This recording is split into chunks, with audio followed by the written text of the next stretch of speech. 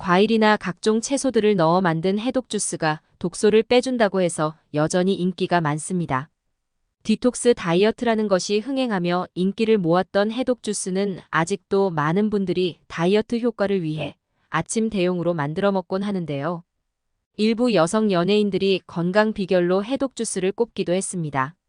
해독 주스를 즐겨 마시는 일부 사람들은 갈아서 마시면 야채와 과일의 영양 흡수율을 높이고 몸속 독소를 배출하는 효과까지 누릴 수 있다고 주장하는데요. 오한진 관동대 의대 가정의학과 교수는 채소와 과일에 포함된 비타민이 믹서날에서 생기는 열등으로 파괴될 수 있다며 건강한 사람이라면 굳이 갈아 마시지 않아도 된다고 조언했습니다. 미국 뉴욕타임즈 칼럼니스트이자 산부인과 전문의 의젠 건터 박사는 몸을 청결하게 만들어준다는 주스와 차 등은 오히려 몸의 자연스러운 해독 능력을 방해할 수 있다고 하였습니다. 우리 신체 기관 중 하나인 간이 몸의 해독을 위해 이미 음식과 음료를 처리하는 일을 수행하고 있다며 디톡스 다이어트는 우리 몸이 스스로 할 수 있는 일을 마치 해독 주스를 통해서만 할 수 있는 것처럼 부풀려져 있다는 설명입니다. 간은 알코올처럼 우리 몸에 해롭게 작용하는 물질을 제거하는 능력이 있고 간은 500가지 이상의 기능을 하는데 그중 하나가 체내를 깨끗하게 만드는 일입니다.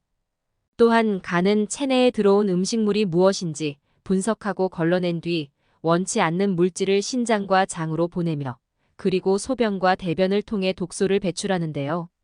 따라서 일반적인 사람들은 해독 주스를 굳이 마실 필요가 없으며 오히려 사람에 따라 해독 주스가 복통, 구토, 설사와 같은 부작용을 초래할 수도 있다고 보았습니다.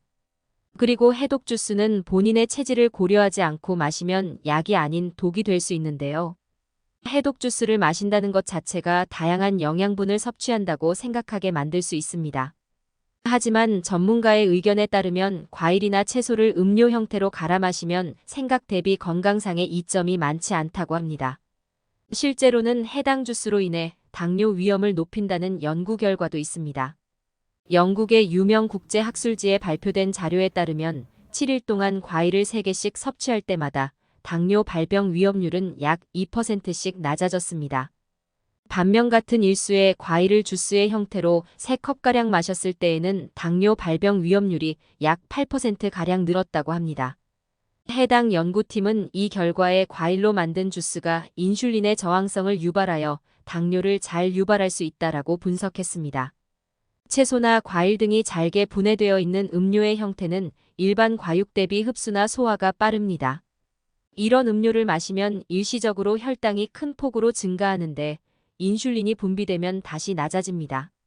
이런 식으로 오랜 기간 동안 같은 방법으로 주스를 마시게 되면 인슐린 저항성이 높아져 당뇨에 걸릴 위험이 높아집니다.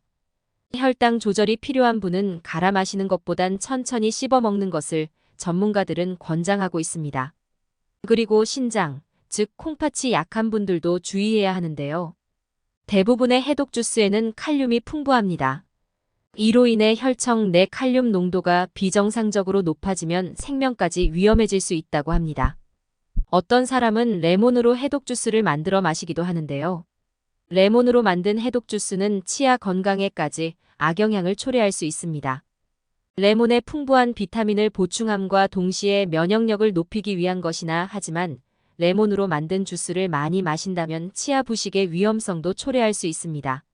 레몬의 산도는 2.2pH로 강산성에 속하는 위산의 2.0pH와 비슷한 수준입니다.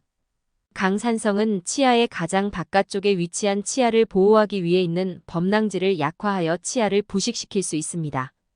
이 때문에 강한 산성을 띠는 음식을 섭취한 후 곧바로 양치하는 것도 삼가하여야 합니다. 따라서 음식물을 소화하기 어렵다거나 삼키기 힘든 것이 아니라면 굳이 주스의 형태로 마실 필요는 없습니다. 우리 몸은 굳이 해독 주스가 아니더라도 이미 간과 신장에서 해독 작용을 하고 있습니다.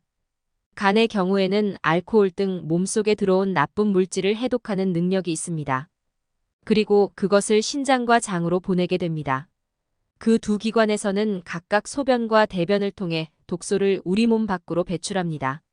물론 비소나 납 등의 처리가 힘든 독소를 섭취한 경우라면 장기의 해독 작용에 의존하지 말고 병원을 찾는 것이 좋습니다.